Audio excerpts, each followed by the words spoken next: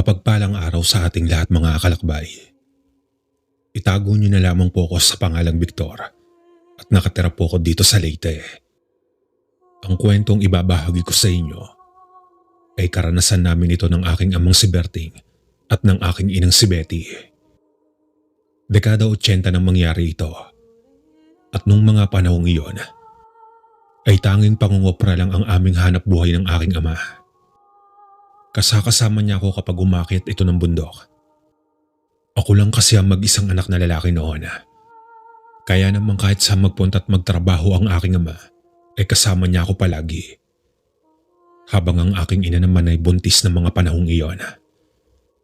Isang araw noon kalakbay, nangungulit ang aking ina na sumama sa bundok na pupuntahan namin. Para naman daw kahit papano ay makatulong ito sa amin. Anya pa, kahit tagasaing na lang daw siya doon. Isang linggo kasi kaming hindi bababa ng bundok ng aking ama kalakbay. Nang sa ganoon ay hindi abala sa oras.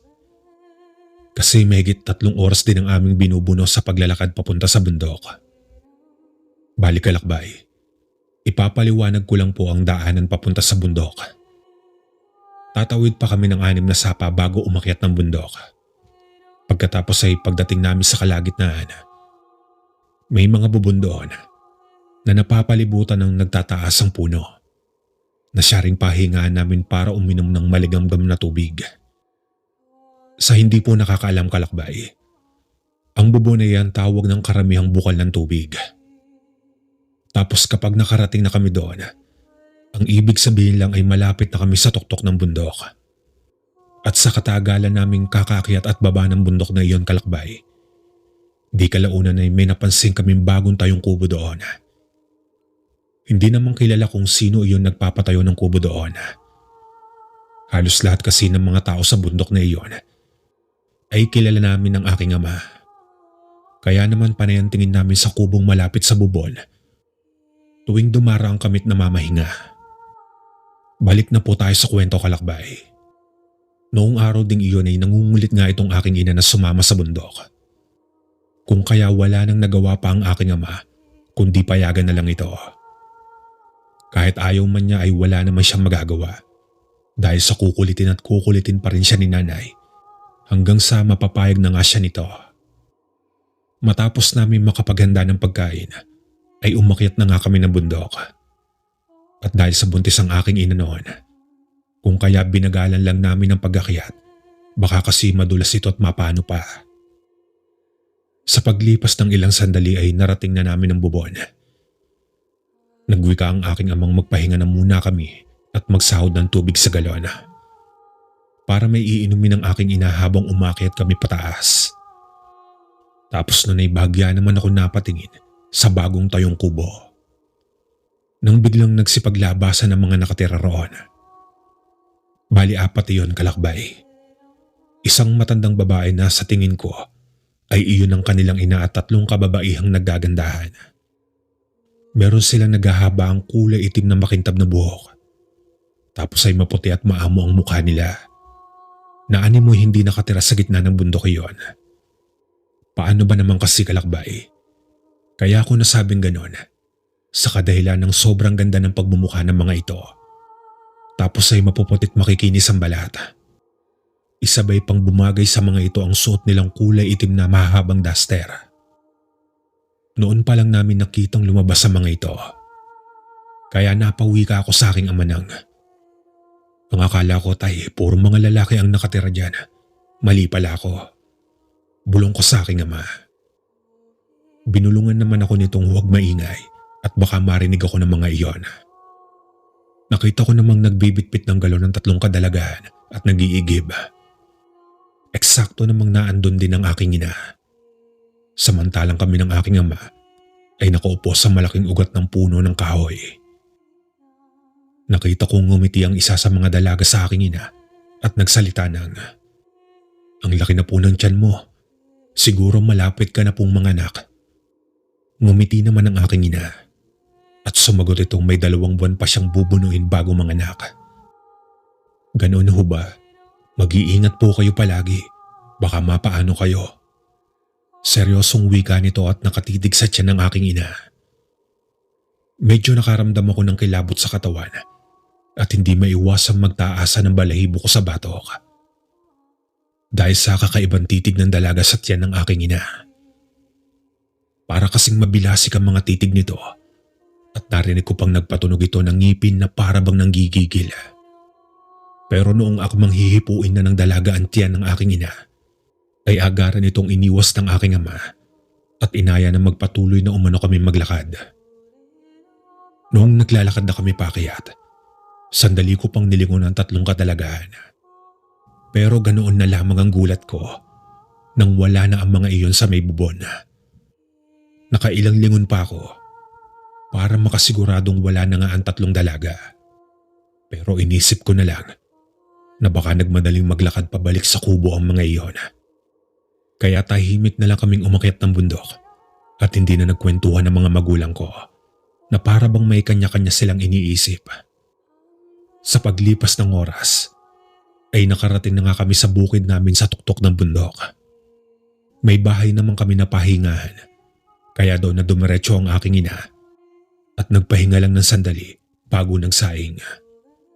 Nang araw ding iyon ay naging abala na kami ng aking ama sa gawaing bukid.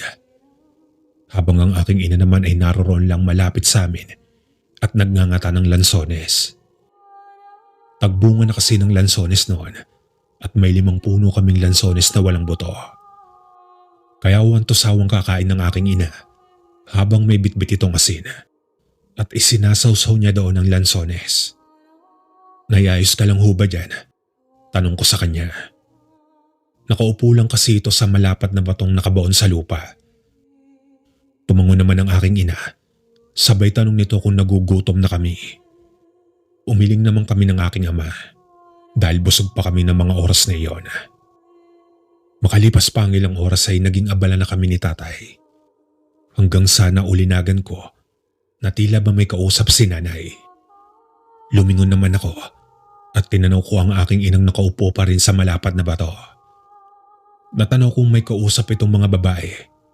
At nung titigan ko iyon, ay iyon ang 3 dalagang nakatira sa gitna ng bundok na nadaanan namin kanina.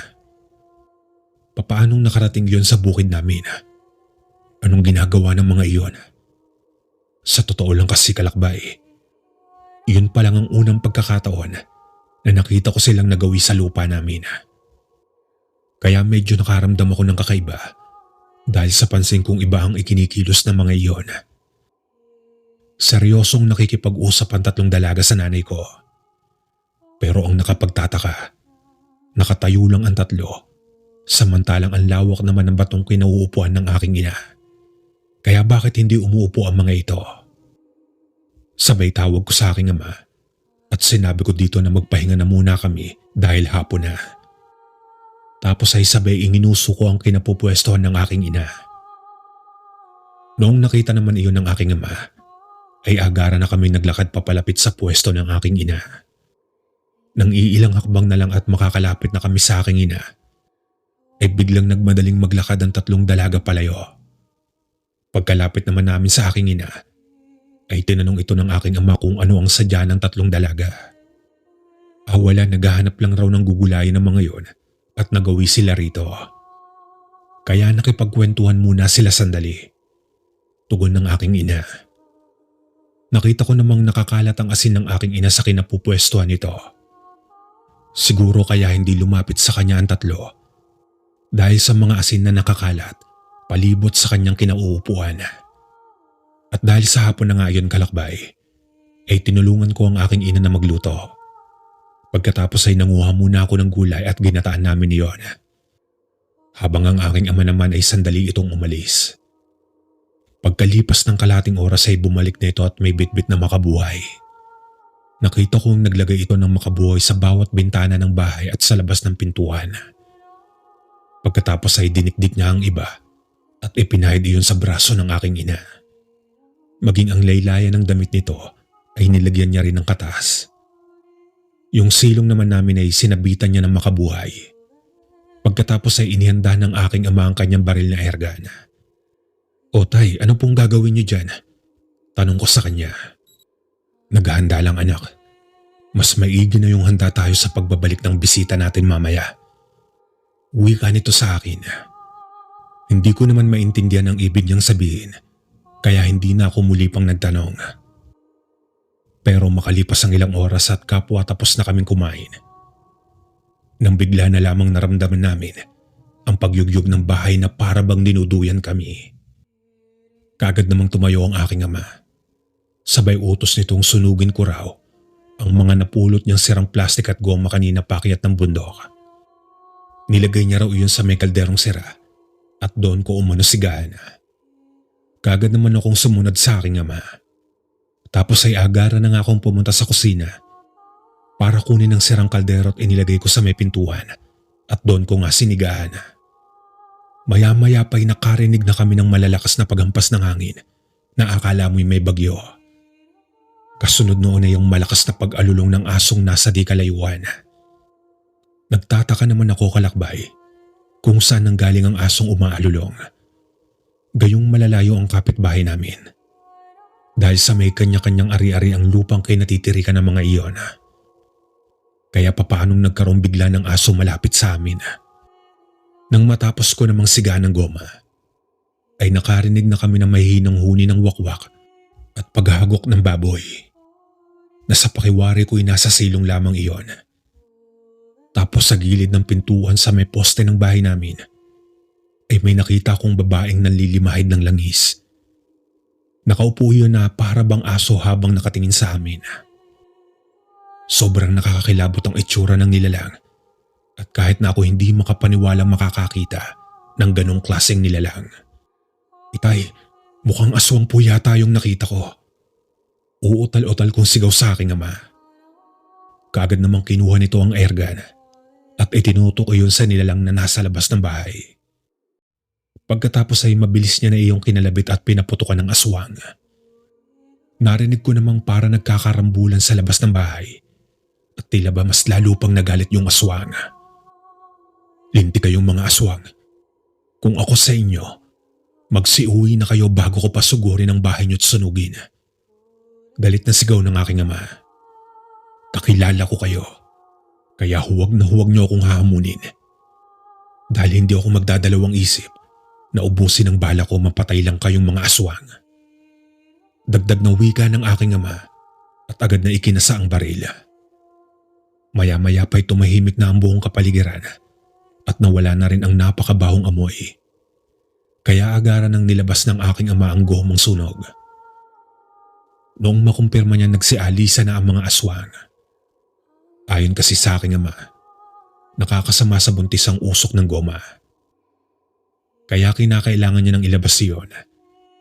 Tapos ang aswang na iyon ay kumpirmado rin magpamilyang babae na nasa gitna ng bundok. Hindi na kami natulog pa ng gabing iyon, kalakbay.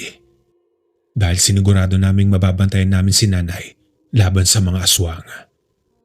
Kinabukasan ng kalakbay, 3:00 pa lang ng hapon ay umuwi na kami ng baryo.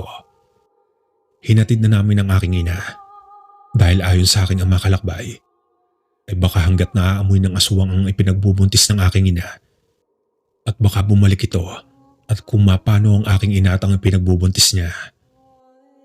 Tapos noong nakadaan na kami sa may bubon, ay saradong-sarado ang kubo na magpamilya at ni kaluskos ay wala kaming naririnig.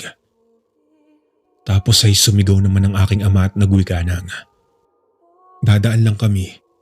Salamat pala sa pagdalaw niyo kagabi ha." Matapos magsalita ng aking ama, ay walang tugon kaming naririnig. Kaya naman nagpatuloy na kami sa paglalakad hanggang sa makarating na kami sa baryo. Simula noon, kalakbay, ay hindi na muling pinayagan pa ng aking ama na umakyat pa ng bundok ang aking ina. Hanggang dito na lang po ang aking kwento. Muli ay maraming salamat po sa inyong lahat.